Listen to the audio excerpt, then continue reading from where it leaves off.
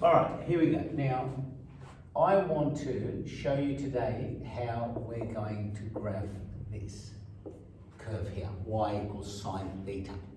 To graph this curve, we need to realize that this point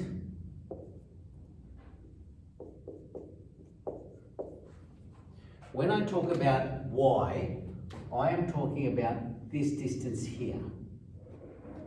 That is y. This is the vertical distance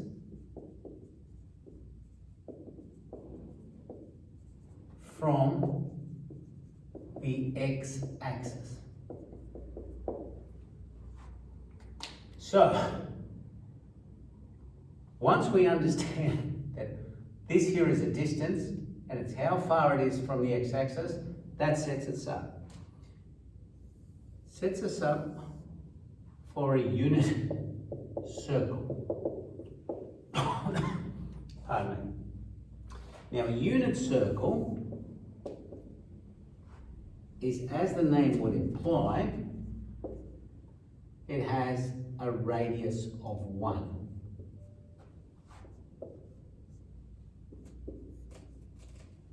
Okay? Now, you notice our curve here, y equals sine theta. Normally, we would have y equals and then some version of x. X is our variable. Not anymore. What happens here is theta is our variable. And theta is the angle formed with the x-axis. Let's write that down.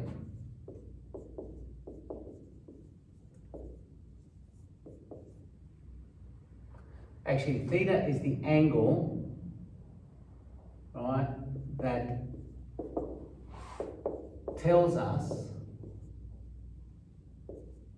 where the hypotenuse is.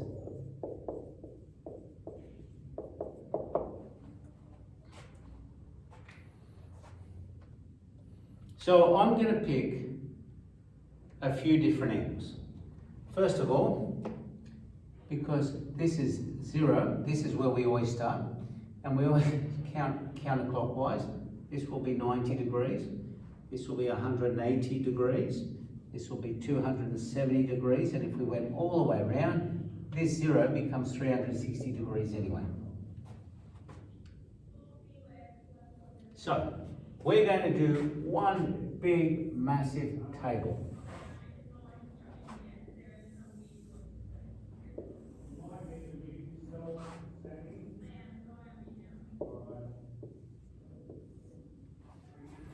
What happens if I place the hypotenuse at 0? That means I'm here.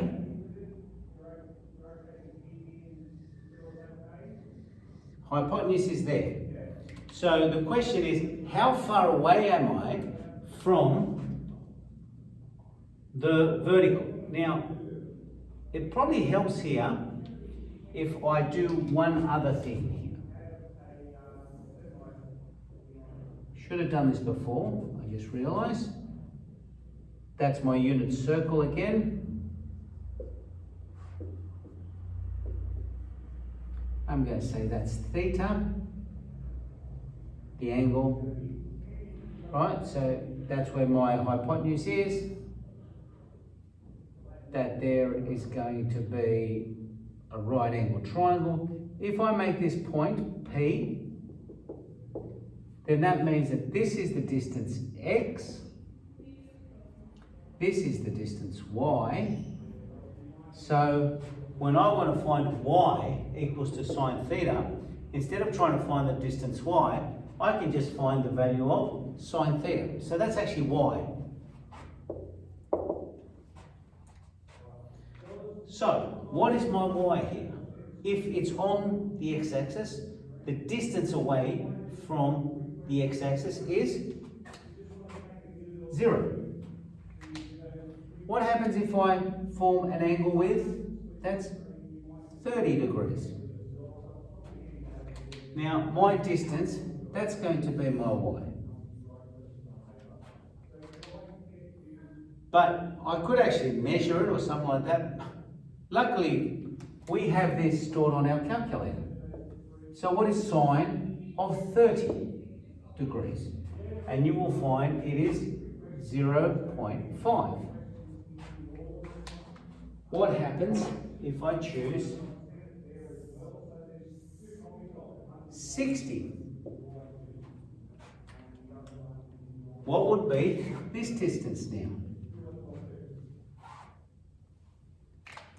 Well, if it's 60, it turns out it's roughly about 0.87 at round. And 90 means it's placed here.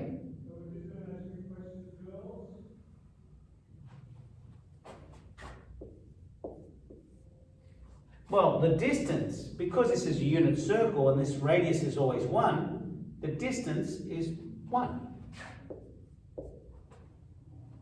If I keep on coming along here, what happens when I cross over? Remember, theta is the angle that tells us where the hypotenuse is. So this angle here would be 120. And the distance away from the x-axis would be that. And that's why you can actually put sine of 120 even though 120 would not fit in a right angle triangle. 120 means 0.87. Remember, you're doing sine of 120. 150, 180. 150 would be here. That would be 150. And that would be the y value. Turns out that they're actually symmetrical.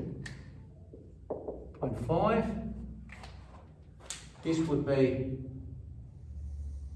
180. The distance away from the x-axis would be 0 because it is actually on the x-axis. Now for something a little bit weird. What happens when I go below the x-axis? What happens if I tell you that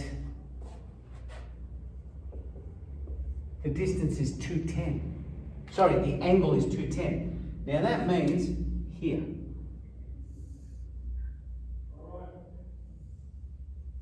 Because we always measure an angle from 0, it's always counterclockwise. So I would have to turn 210 degrees for my hypotenuse to be here. But what's the distance? There it is. That's my distance. Now, if you put on your calculator, you'll get 0.5, but you won't get just the 0.5. You'll get minus 0.5. And that's because it's below the x-axis. So that would be minus 0.5. If I did 240, it would look like that.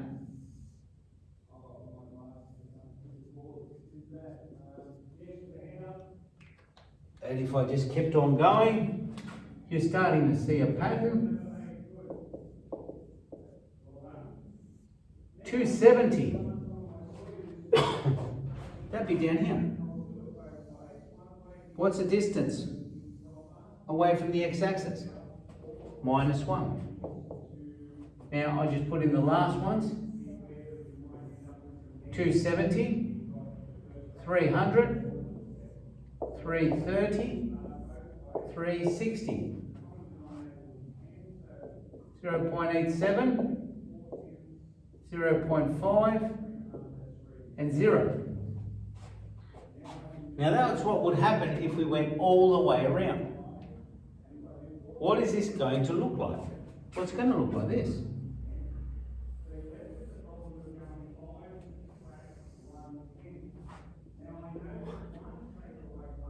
(0.5) minus 0.5 minus 1, 0, let's say that's 30, 60, 90, 180, 270, 360. And we're just going to plot these points, which is actually following the y values for the vertical distances. Here we go.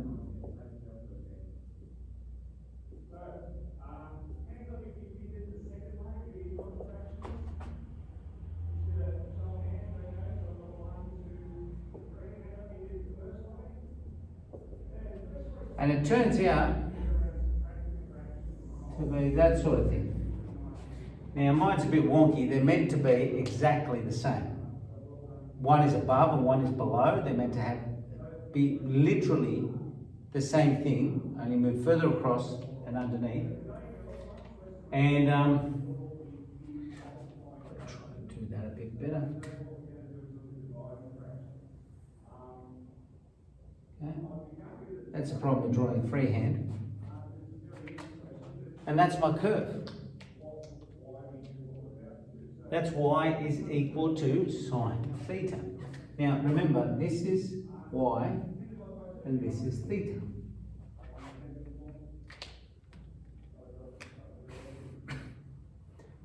Now if we do exactly the same thing now, all over again, now I won't spend as much time. If we do exactly the same thing, but now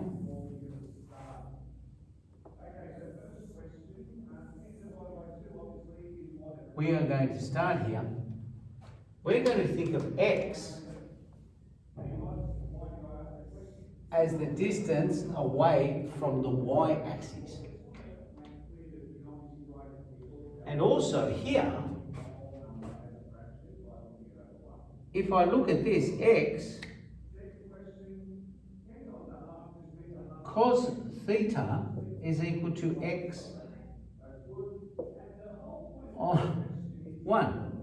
Now 1 because that's the radius of the circle. So x is equal to cos theta. Just like before here, y was equal to sine theta.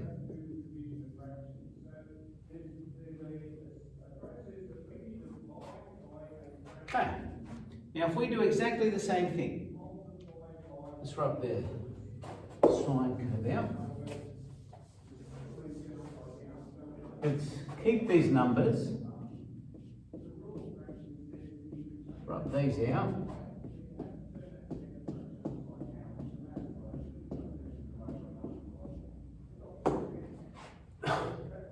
This is still true. Theta is where the angle, where the hypotenuse is. This is a unit circle. So this is 1, minus 1, 1. Now, what we're going to do then is every time we place, we measure an angle, we're going to place where it is. So let's say cos theta. What happens when I place it at 0? There it is, that's 0. Here. What is my distance of x? Well, it's obviously 1. What happens at 30? That's 30. Now my distance is here. What would be my distance? Well, I could actually measure it. Or I could say, hang on, x is always the same as cos of theta. Cos of 30 is 0.86. Try it on your calculator. What happens if I do 60? Now that's 60. What is this distance here? when you put on your calculator and you say what is cos of 60, you'll find that it's 0.5. What happens at 90? How far away am I from the y-axis? 0.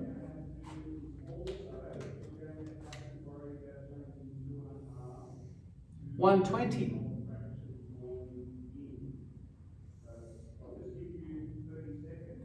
What is sine of 120?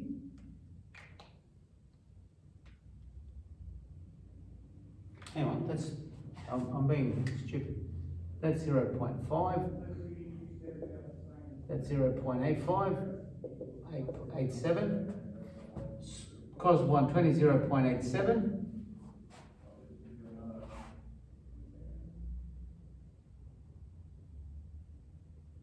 No. Cos of 30, 0.87. 0.5. 0.5. I don't know why I got myself bundled up there. If that's 150, that's my distance there. That distance there would be 0.87.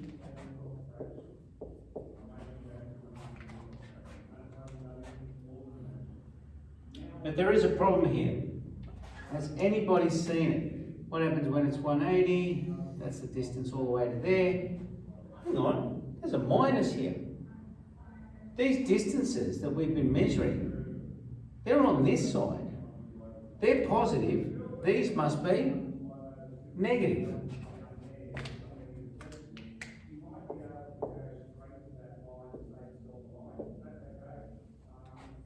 If I go along, if I keep on going here, what happens? If I do this, well, that's still negative.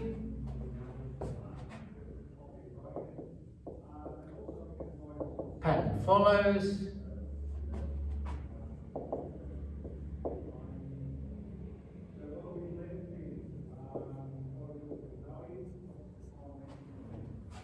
How come these ones here are positive?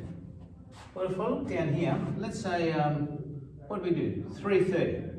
That's 90, it's 180, 270, 300, 330. There. What is that distance? Well, it's positive. What is cos of 330? Turns out to be 0.85. Now, if I were to draw this, and I'll try and do a better job this time, it's going to look like this.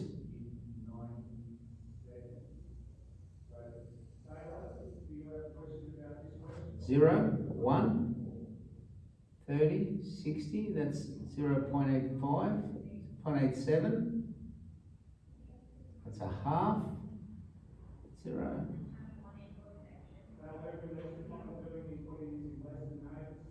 Minus a half, minus 1, minus 0.8, that's 90, that's 180,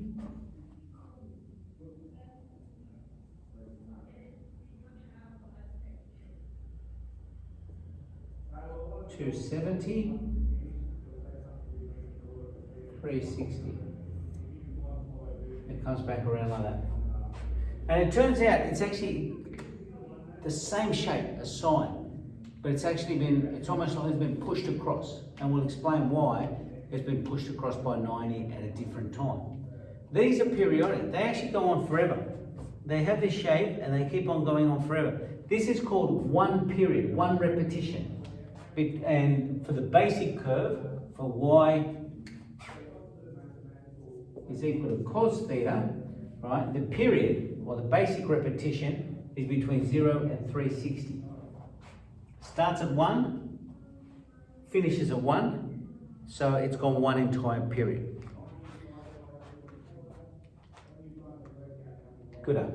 All right.